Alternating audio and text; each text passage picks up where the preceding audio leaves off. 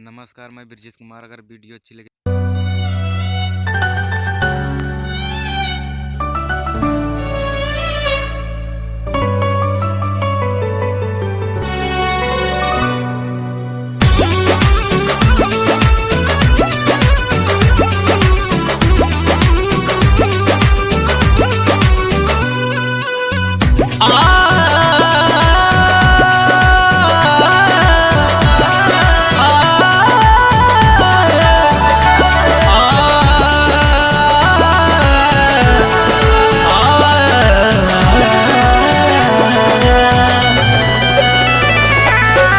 नाम तोहर लिखले रही काट के कलाई, तब काहे कैले बारू हमसे बेवफाई।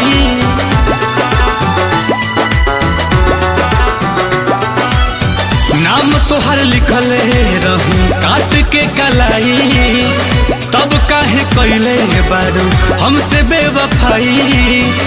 तड़पता दिलवा बेचारा हो, याद संगे नमो मिटावे जात बहानी, काट के ब्लेड से दोबारा हो।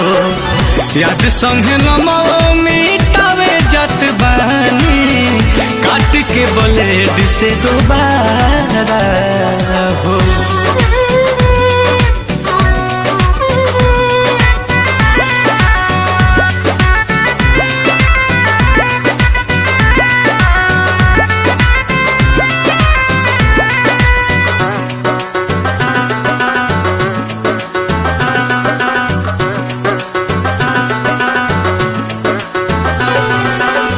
धोखा रहे देवे के तो दिल काहे दिहालू, बेवफा होली सालाई की साबित कई दिहालू।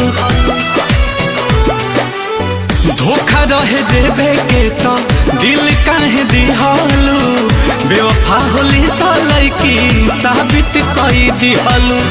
प्यार के तू कैलू बंटवारा हो, याद संगे नमो मिटावे जात बहानी, काट के ब्लेड से दोबारा हो। याद संगे नमो मिटावे जात बहानी, काट के ब्लेड से दोबारा हो।